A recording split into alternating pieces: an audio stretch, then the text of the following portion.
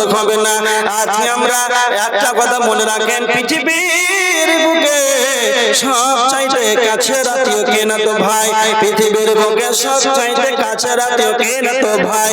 আর বর্তমান সময় দেখা যায় ভাই ভাইকে যেন হত্যা করে দেয়। কেন হত্যা করে দেয়? কেন? বিশ্ব নবীর হাদিস, তুমি যেটা পছন্দ করবে তোমার ভাইয়ের জন্য সেটা পছন্দ করবে। যখন তার আপা মা পিতামাতা যখন মৃত্যু হয়ে মৃত্যুবরণ করে, পিতামাতা যখন মারা যায়, তখন তার বড় ভাই যখন জমির অংশটাকে নিয়ে ভাগ বন্টন আরম্ভ করে দেয়, তখন যার ক্ষমতা বেশি আছে, যার ক্ষমতা আছে, তার বড় ভাই ছোট ভাইদেরকে নরম অংশগুলো যেন ভাগ দিয়ে দেয়। এমন ভাই আছে তার বোনদেরকে যেন মেরে নাই। কার বোনদেরকে জমির ভাগ দেবে না? কার মানে যারা ইমানদার হবে তারা নিজে যেটা পছন্দ করবে, কার ভাইয়ের জন্য সেটা পছন্দ করবে। তো তার ভাইদেরকে যখন নরম অংশটা দিয়ে দেয়, তখন শয়তান কুমন্ত্রণা দিয়ে দেয়। তোমার আর যদি কালে বেশি বুঝতে অসুবিধা হয়, তাহলে কিছুদিন আগে একটা গান কাঁচা বাদাম ভাইরাল হয়েছিল না ভাই? হ্যাঁ, বলে বলে বলে ওই মহিলাটা ওই চাচার সঙ্গে ডান্স করেছিল। ওই মহিলাটা হিন্দু না মুসলমান জানেন? মুসলিম। বাড়ি কোথায়? বাংলাদেশ। আমার কথা এতটুকু যে মুসলিম কান্ট্রি, মুসলিম দেশের মহিলা, মুসলিম দেশের মুসলিম পরিবারের মুসলমানের জন্ম, মুসলমানের মেয়ে মুসলিম হয়ে ইমানটাকে সামান্য কোন দুনিয়ার সাথে বিক্রি করে দিল। তার মানে ওর হালাকে ইমান ছিল, কিন্তু কিছু টাকার লোভে দুনিয়াতে ইমানকে বিক্রি করে দিল। এটাই আল্লাহ রাসূল বলেছেন, এমন একটা যুগ আসবে যে সকালে ইমানদার সন্ধ্যায় বেঈমান হয়ে যাবে। এবার দেখেন আল্লাহ রাসূল বলেছেন, ইমানদার সত্যিকারের মুসলমান ইমানদার তারাই হবে যার থেকে মানুষ নিরাপদে থাকবে। মুসলিম শরীফের হাদিস, হাদিস নাম্বার 67। আল্লাহ রাসূল বলেছেন, মান সালিমাল মুসলিমুনা মিন লিসানিহি ওয়া ইয়াদিহি। সত্যিকারের মুসলমান সেই যার হাত এবং মুখ থেকে নিরাপদ থাকবে।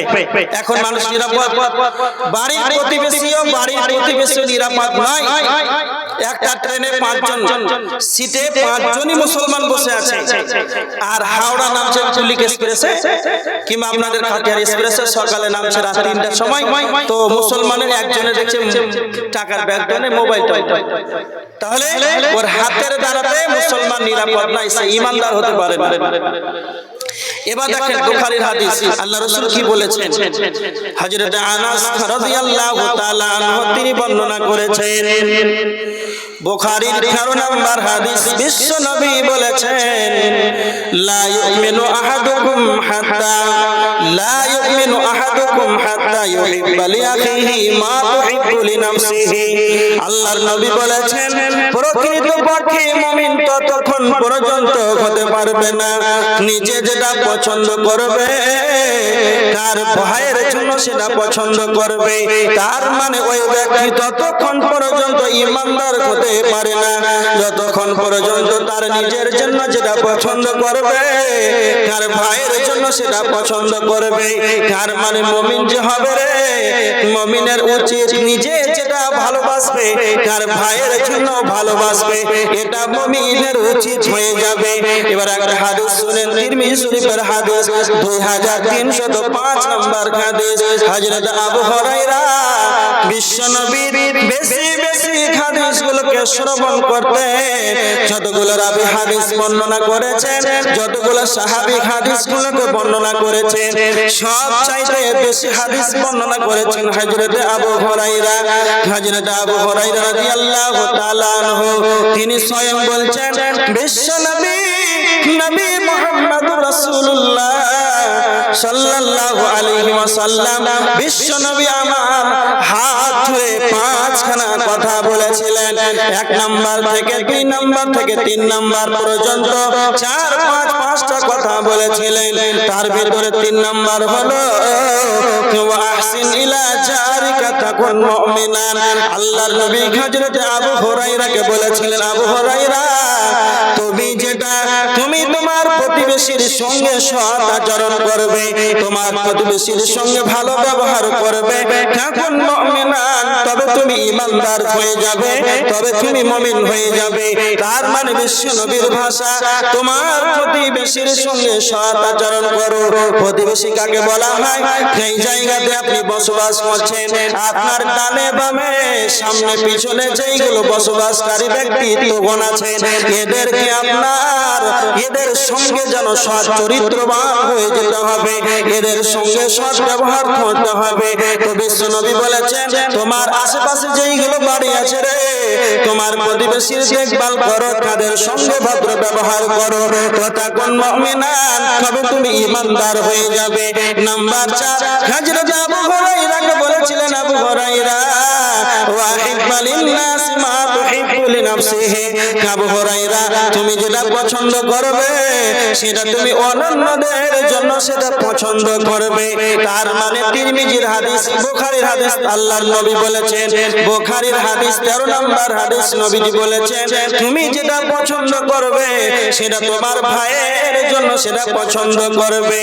আর এটা তিরমিজি 2305 নম্বর হাদিস, আল্লাহর নবী আবু হুরায়রার হাত থেকে ধরে বলেছিলেন, আবু হুরায়রা তুমি যেটা পছন্দ করবে সেটা তুমি অন্যদের জন্য পছন্দ করে নেবে। সেটা বাড়িতে হবে, গাড়িতে হবে, ট্রেনে, স্টেশনে, এয়ারপোর্ট, জলহীন প্রান্তে, জলে, সমুদ্রে, যেখানে তুমি মানুষ মনের ভিতরে যেখানে তুমি থাকো না কেন, সদা সর্বদা সব জায়গায় তুমি যেটা পছন্দ করবে অন্যদের জন্য পছন্দ করবে। হাদিসগুলো যদি আমরা মেনে নিতে পারি, তাহলে বিশ্ব নবীর হাদিসগুলো যদি আমরা মেনে নিই, তাহলে পশ্চিমকালেও ট্রেনে, স্টেশনে, রাস্তাঘাটে কোথাও যেন বিচ্ছেদ হবে না, মারামারি হবে না, রাহাজানি হবে না, একে অপরের যেন দ্বন্দ্ব হবে না। আজকে আমরা একটা কথা মনে রাখেন, পৃথিবীর বুকে সব চাইতে কাছের আত্মীয় কে না তো ভাই, পৃথিবীর বুকে সব চাইতে কাছের আত্মীয় কে না তো ভাই। আর বর্তমান সময় দেখা যায় ভাই ভাইকে যেন হত্যা করে দেয়। কেন হত্যা করে দেয়? কেন? বিশ্ব নবীর হাদিস, তুমি যেটা পছন্দ করবে তোমার ভাইয়ের জন্য সেটা পছন্দ করবে। যখন তার আপা মা পিতামাতা যখন মৃত্যুবরণ করে, পিতামাতা যখন মারা যায়, তখন তার বড় ভাই যখন জমির অংশটাকে নিয়ে ভাগ বন্টন আরম্ভ করে দেয়, তখন যার ক্ষমতা বেশি আছে, যার ক্ষমতা আছে, তার বড় ভাই ছোট ভাইদেরকে নরম অংশগুলো যেন ভাগ দিয়ে দেয়। এমন ভাই আছে তার বোনদেরকে যেন মেরে নাই, কার বোনদেরকে জমির ভাগ দেবে না। কার মানে যারা ইমানদার হবে তারা নিজে যেটা পছন্দ করবে, কার ভাইয়ের জন্য সেটা পছন্দ করবে। তো তার ভাইদেরকে যখন নরম অংশটা দিয়ে দেয়, তখন শয়তান কুমন্ত্রণা দিয়ে দেয়, তোমার বড় ভাই তোমাকে নরম অংশগুলো দিয়ে দিল। এইভাবে শয়তানের কুমন্ত্রণায় ছোট ভাই বড় ভাইয়ের উপরে যেন হাত উঠিয়ে দেয়, এমন প্রমাণ আছে হত্যা করে দেয়। কেন? বিশ্ব নবী বলেছেন, ও আমার উম্মত, লা ইউমিনু আহাদুকুম হাত্তা ইউহিব্বা লিআখিহি মা তুহিব্বু লিনাফসিহি, তুমি যেটা পছন্দ করবে সেটা তোমার ভাইয়ের জন্য পছন্দ করবে। তাহলে তুমি ঈমানদার হতে পারবে, নচেত ঈমানদার হতে পারবে না। এবার দেখেন আল্লাহর কোরআনের আয়াত, সূরা আল ইমরান আয়াত নাম্বার 28, আল্লাহ বলেছেন, বিসমিল্লাহির রহমানির রহিম, লা ইয়াত্তাখিযুল মুমিনুনাল কাফিরিনা আউলিয়া মিন দুনিল মুমিনিন। আল্লাহ সুবহানাহু ওয়া তাআলা এই আয়াতের ভিতরে আল্লাহ বলেছেন, মুমিনগণ যেন মুমিনের সঙ্গেই যেন বন্ধুত্ব করে। তার মানে মুমিনের কাজ হবে মুমিন যেন মুমিনের সঙ্গেই বন্ধুত্ব করবে। ওয়া মান ইয়াফআল যালিকা, আমার আল্লাহ বলেছেন মুমিনকে মুমিন বন্ধুত্ব করবে, কাফেরের সঙ্গে যেন মুমিন যেন বন্ধুত্ব না করে। ওয়া মান ইয়াফআল যালিকা, যারা এরকমটা করবে, ফালাইসা মিনাল্লাহ, যারা ঈমানদারকে বাদ দিয়ে কাফেরের সঙ্গে বন্ধুত্ব করে নেবে, তো আমার আল্লাহ বলেছেন ফালাইসা মিনাল্লাহ, তাদের সঙ্গে আল্লাহর কোনো সম্পর্ক থাকবে না। মুমিন এর বৈশিষ্ট্য হবে, মুমিনের উচিত হবে মুমিন যেন মুমিনকে বন্ধু বানাবে, এটা মুমিনের উচিত। কেন? আমার কাছে ভালো করে শুনে, যখন আপনি ইমানদারকে মুমিনকে আপনি বন্ধু বানাবেন তখন আপনার ইবাদতের সুবিধা হবে। বাজারে যান, জলসাতে আসেন, যে কোনো পর্যায়ে বন্ধু যদি ভালো হয়, ইমানদার হয়, তবে আপনার ইবাদতের সুবিধা হবে। এই জন্য আল্লাহ বলেছেন যে তুমি যখন বন্ধুত্ব করবে কাফেরের সঙ্গে না, বন্ধুত্ব হবে মুমিনের সঙ্গে। তার মানে এবার একটা আয়াত দেখেন, মুমিনের বৈশিষ্ট্য কি হতে পারে। কোরআনের আয়াত সূরা তাহরিমের 6 নম্বর আয়াত আল্লাহ বলেছেন কি, ইয়া আইয়ুহাল্লাযীনা আমানু কু আনফুসাকুম ওয়া আহলিকুম নারা। ভালো করে শুনেন, আল্লাহ মুমিনের বৈশিষ্ট্য বর্ণনা করেছেন, হে মুমিন সকল, তোমরা নিজে জাহান্নাম থেকে বাঁচো এবং তোমার আহাল পরিবারকে জাহান্নাম থেকে বাঁচাও। ভালো করে শুনেন, মুমিনের বৈশিষ্ট্য হবে নিজে জাহান্নাম থেকে বাঁচবে, আহাল পরিবারকে জাহান্নাম থেকে বাঁচাবে। এবার যে কটা মানুষ ফজরের সালাত আদায় করেন, নিজেকে 5 ওয়াক্তের নামাজি বলে দাবি করেন, নিজে তাহাজ্জুদের সালাত আদায় করেন, কেন? নিজেকে জাহান্নাম থেকে বাঁচার জন্য। এমন মানুষ আছে এত কনকনে শীতের রাত্রিতে ঠান্ডা পানিতে ওযু করে 8 রাকাত তাহাজ্জুদের সালাত আদায় করে। কেন তাহাজ্জুদের সালাত আদায় করে? না তো জাহান্নাম থেকে বাঁচার জন্য।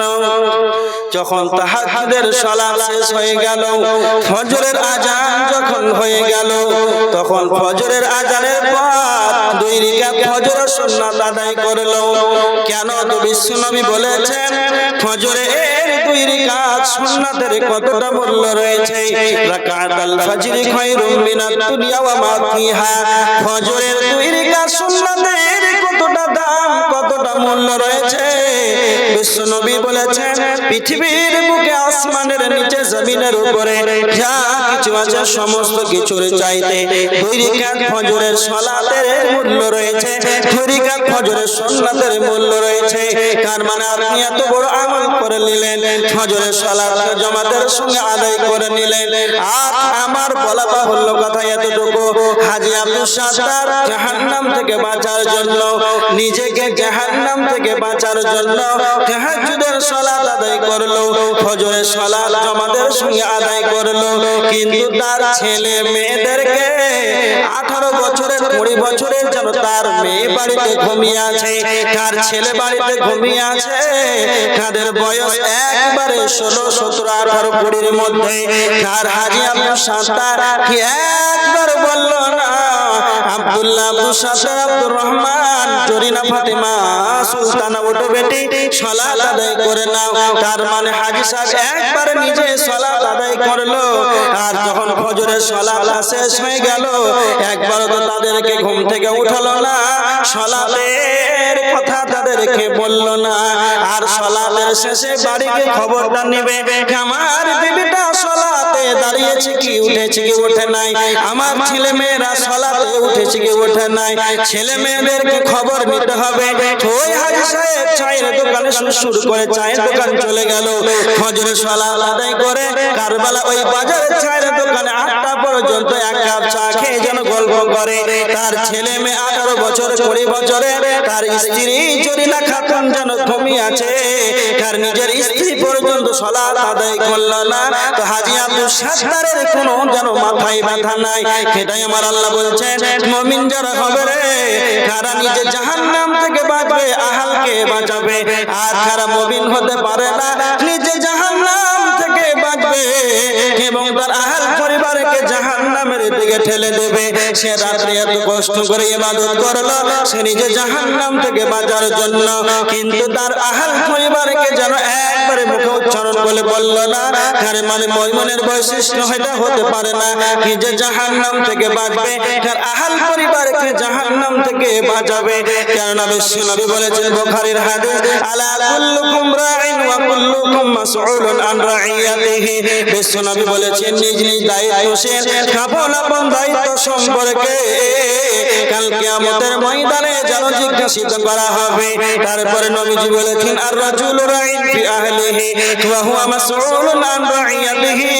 তার পরিবারের অভিভাবক হলো আপনার তিনটা ছেলে আছে, তিনটা মেয়ে আছে, আপনার একজন স্ত্রী আছে, আপনার পরিবারে আপনার অধীনস্থে 7 জন ব্যক্তি রয়েছে। এই আপনার অধীনস্থদের সম্পর্কে কাল কিয়ামতের ময়দানে যেন জিজ্ঞাসিত করা হবে। তার মানে আপনি আপনার পরিবারের অভিভাবক, আপনার ছেলে মেয়ে যদি সালাত আদায় না করে, নিজের স্ত্রী যদি সালাত আদায় না করে, তাহলে কাল কিয়ামতের ময়দানে আপনাকে জবাব দিতে হবে। এই জন্য বিশ্বনবী বলেছে তোমরা নিজ নিজ তোমরা প্রত্যেকেই দায়িত্বশীল। কাল কিয়ামতের ময়দানে আপন আপন দায়িত্ব সম্পর্কে জিজ্ঞাসা করা হবে। তুমি তাহাজ্জুদের সালাত আদায় করলে, ফজরের সালাতটাকে জামাতের সঙ্গে আদায় করলে, আর তোমার গোটা পরিবারটাই যেন ঘুমিয়ে আছে, সকাল 8টার সময় যেন ঘুম থেকে ওঠে, এটা মুমিনের বৈশিষ্ট্য হতে পারে না।